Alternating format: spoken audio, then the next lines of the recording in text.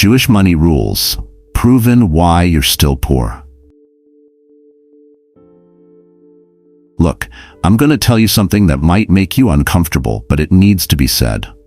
You're probably still poor, not because you don't work hard enough, but because you've been following the wrong money rules your entire life. While you've been taught to save pennies and hope for the best, Jewish communities have been using a completely different playbook that's kept them wealthy for thousands of years. We have worked harder than ever, but have less wealth than previous generations, while Jewish families consistently build and maintain prosperity across centuries.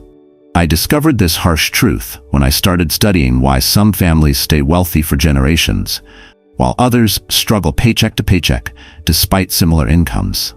Turns out, there are specific money rules that Jewish culture has embedded for millennia that directly contradict what most Americans have been taught about building wealth. The brutal reality is that following mainstream American financial advice, save your way to wealth, invest in retirement accounts, work hard and hope your employer takes care of you, is actually designed to keep you poor while making other people rich. Meanwhile, Jewish money principles focus on creating systems that generate wealth regardless of economic conditions. Today, I'm exposing the exact reasons why you're still struggling financially and the proven Jewish money rules that can finally break you out of the poverty cycle. If you're ready to discover why your current approach isn't working and learn principles that have created generational wealth for thousands of years, hit that subscribe button, ring the notification bell, and comment breakthrough below, because these truths are about to shatter everything you thought you knew about building wealth. Rule number 1, you're saving poor people's money instead of investing rich people's money. Here's the brutal truth about why you're still poor. You've been taught to save money in accounts that lose purchasing power, while Jewish families invest in assets that multiply wealth. Most Americans proudly accumulate savings that earn 2%, while inflation runs 4%, literally getting poorer every year while thinking they're being financially responsible. The first Jewish money rule is understanding that saving money without investing it is actually a guaranteed path to poverty because inflation destroys purchasing power faster than savings accounts can grow. Rich people don't save money. They invest money in assets that appreciate faster than inflation and generate additional income streams. This principle comes from ancient Jewish understanding that money is meant to work and multiply, not sit idle. The parable of the talents teaches that burying money instead of investing it for growth is actually wasteful stewardship that leads to loss rather than preservation. Stop putting money in savings accounts earning pathetic returns. Take $500 monthly that you're saving and invest it in index funds, averaging 7 to 10% annual returns. Over 20 years, $500 monthly in savings accounts earning 2% gives you $132,000, but the same amount invested at 8% gives you $294,000, a $162,000 difference that proves saving money actually makes you poorer relative to investing. A Jewish family I know has never kept more than 3 months of expenses in savings accounts. Everything else goes into investments, real estate, or business opportunities. While their neighbors proudly show off large savings account balances, this family has built $2.3 million in investment wealth by age 50. They learned that saving money is poor people's strategy, while investing money is how wealthy people actually build generational wealth. There was a man who spent 15 years diligently saving $400 monthly in bank accounts, proud of his $75,000 balance. Meanwhile, his Jewish neighbor invested the same $400 monthly in real estate and stock investments. After 15 years, the saver had $75,000, while the investor had accumulated over $180,000 in assets. The difference wasn't income. It was understanding that money not invested is money lost to inflation. When you stop saving poor people's money and start investing rich people's money, you finally align with how wealth is actually built, instead of how poverty is maintained through financial ignorance. Rule number 2. You're working for money instead of making money work for you. This is probably the biggest reason you're still poor. You've been brainwashed to believe that working harder and longer is how you build wealth, when Jewish money principles focus on creating systems where money generates more money without additional labor from you. The second rule is transitioning from earning money through personal effort to building assets that generate income independently, because there's a hard ceiling on how much you can earn by trading time for money, but no ceiling on how much your money can earn while you sleep. Jewish tradition emphasizes ownership and investment over labor because they understood that employees make owners rich, not themselves. The biblical principle of making your money multiply like the stars refers to compound growth that happens when money works for you instead of you working for money. Calculate how much time you're trading for money versus how much money you have working for you. If you earn $60,000 annually but have no investments generating income, you're 100% dependent on your labor. Start building investment income by directing $400 monthly into dividend-paying stocks that generate $2,000 annually in passive income. Money that works for you 24/7 without additional effort. A successful Jewish businessman owns rental properties that generate $8,000 monthly while he focuses on expanding his business empire. His assets work around the clock, generating income while he sleeps, travels, or pursues other opportunities. Meanwhile, his hard-working neighbors trade 40-plus hours weekly for their income and have nothing when they stop working. There was a teacher who realized she was trapped trading time for money with no escape plan. She started buying one rental property annually using financing and now owns 4 properties, generating $3,200 monthly passive income. Her assets work for her even during summer breaks and vacations, creating financial freedom that salary alone never could provide. A young man worked construction for years, always busy but never wealthy. He learned about dividend investing and started putting $300 monthly into stocks that pay quarterly dividends. 5 years later, his investments generate $150 monthly in passive income that grows annually. He discovered that making money work for him creates more security than working harder for money. When you stop working for money and start making money work for you, you break free from the labor trap that keeps most people poor forever and start building real wealth that compounds automatically. Rule number 3. You're buying liabilities disguised as assets. Here's another brutal reason you're still poor. You've been tricked into thinking that buying expensive cars, bigger houses, and luxury items makes you wealthy, when these are actually liabilities that drain your money every month. Jewish money principles ruthlessly distinguish between assets that put money in your pocket versus liabilities that take money out.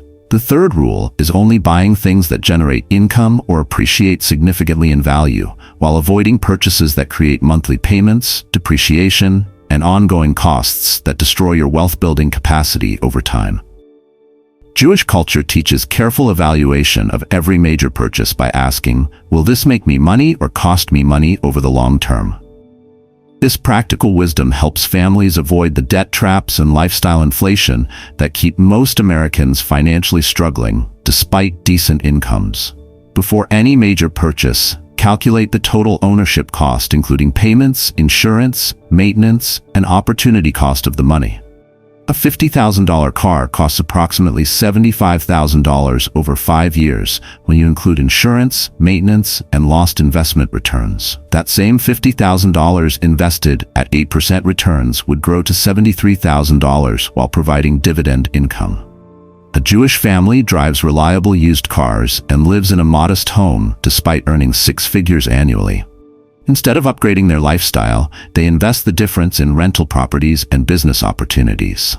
Their sacrifice of driving older cars has allowed them to accumulate $1.8 million in income-producing assets by age 45. There was a couple who bought a $70,000 luxury truck because they deserved it after working hard. The monthly payment, insurance, and maintenance cost them $1,200 monthly for 6 years. Meanwhile, their Jewish neighbors bought a reliable used truck for $25,000 cash and invested the $1,200 monthly difference. After 6 years, the luxury truck owners had a depreciating vehicle worth $35,000, while the investors had accumulated $110,000 in assets. A young professional was pressured to buy an expensive condo in a trendy area with high HOA fees and property taxes. Instead, she bought a duplex in a modest neighborhood, lived in one unit, and rented the other to cover her mortgage. Her less impressive housing choice eliminated her housing costs while building equity and generating rental income. When you stop buying liabilities disguised as assets and focus on acquiring things that actually build wealth, you redirect money from wealth destruction to wealth creation. Rule number 4. You're following broke people's advice about money. This might be the harshest truth of all. You're still poor because you're taking financial advice from people who are also poor, while Jewish families learn money principles from people who have actually built and maintained wealth across generations. The fourth rule is only accepting financial guidance from people who have achieved the financial results you want, rather than following advice from friends, family, or media personalities who haven't built significant wealth themselves. Jewish culture emphasizes learning from successful mentors and studying principles that have produced proven results over centuries. They don't take investment advice from broke relatives or follow financial trends promoted by people who profit from selling advice rather than implementing strategies. Evaluate the financial status of everyone whose money advice you follow. If your advisor, family member, or favorite financial guru hasn't built substantial wealth through the strategies they recommend, stop following their guidance. Seek mentorship from people whose financial results demonstrate their expertise. Are you starting to realize how many normal financial decisions are actually keeping you poor? If these harsh truths are making you reconsider your entire approach to money, comment "wake up call" below. If you're already implementing some of these principles or want more advanced strategies, comment "ready for more" so I know what serves you best. Now, let's dive into the final rule that separates the wealthy from the permanently poor. Rule number 5. You're thinking poor while trying to get rich. The final and most devastating reason you're still poor is that you have a poverty mindset disguised as financial responsibility. You think small, avoid risky opportunities, and prioritize security over growth, while Jewish money principles embrace calculated risks and think abundantly about wealth-building possibilities. The fifth rule is adopting a wealth mindset that sees money as abundant and views calculated risks as necessary for building significant wealth, rather than thinking scarcity-based thoughts that keep you playing small and safe with money. Jewish culture has survived by thinking strategically about opportunities and taking calculated risks when potential rewards justify potential losses. They understand that avoiding all risk is actually the riskiest financial strategy because inflation and economic changes guarantee poverty for people who don't grow their wealth actively. Start thinking like wealthy people by asking, "How can I afford this?" instead of "I can't afford this." Look for opportunities to invest, start businesses, or acquire assets rather than just focusing on cutting expenses. Calculate the cost of not taking action versus the cost of taking calculated risks with growth potential. A Jewish entrepreneur borrowed money to buy rental properties when interest rates were low, despite friends warning about dangerous debt. His calculated risk generated $4,000 monthly cash flow and $300,000 in equity appreciation over 5 years. His poverty-minded friends who avoided risky investments are still working paycheck jobs with no passive income. There was a woman who had an opportunity to invest $10,000 in a proven business partnership, but hesitated because it felt risky. She chose the safe option of keeping money in savings accounts. 5 years later, her safe strategy had grown to $11,000, while the business investment opportunity generated over $45,000 in returns for people who thought abundantly about wealth building. An older man inherited $50,000 and was torn between safe CDs earning 3% or investing in dividend stocks averaging 7% returns. His poverty mindset chose the guaranteed lower returns. Over 20 years, his safe strategy generated $90,000 total, while the growth investment would have produced $193,000. He lost $103,000 by thinking poor. When you start thinking abundantly about money and embrace calculated risks instead of poverty-minded safety, you finally align your mindset with how wealth is actually built, rather than how poverty is maintained. Now you understand the 5 brutal truths about why you're still poor, and the proven Jewish money rules that can finally break you out of the poverty cycle. These aren't just financial strategies. They're complete mindset shifts from poverty thinking to wealth building that have created generational prosperity for thousands of years. The harsh reality is that following mainstream financial advice, saving your way to wealth, working harder for money, buying liabilities, taking advice from broke people, and thinking poor while trying to get rich is actually designed to keep you financially struggling while others build wealth using completely different principles. Choose one rule to implement immediately this week. Whether it's moving savings into investments, buying your first income-producing asset, or changing who you take financial advice from, the key is taking action, rather than continuing the same poverty-minded approaches that haven't worked. Which harsh truth hit you the hardest? Comment below and tell me which principle you're changing first. Your honesty helps other people recognize their own financial mistakes and shows me what content helps you most. If these brutal truths are helping you see why your current approach isn't working, share this video with someone who's tired of being broke despite working hard.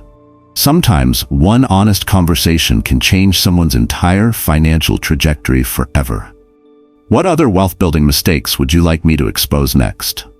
Comment below and let me know what topics would help you most on your journey to real financial independence. Here's the truth about building wealth. It's not about working harder or saving more pennies. It's about following proven principles that actually create wealth instead of maintaining poverty through financial ignorance. Your financial transformation starts with rejecting broke people's advice and embracing wealthy people's strategies. Stop making excuses, stop following poor people's advice, and start implementing these time-tested rules today. Your future wealthy self is counting on the decisions you make right now.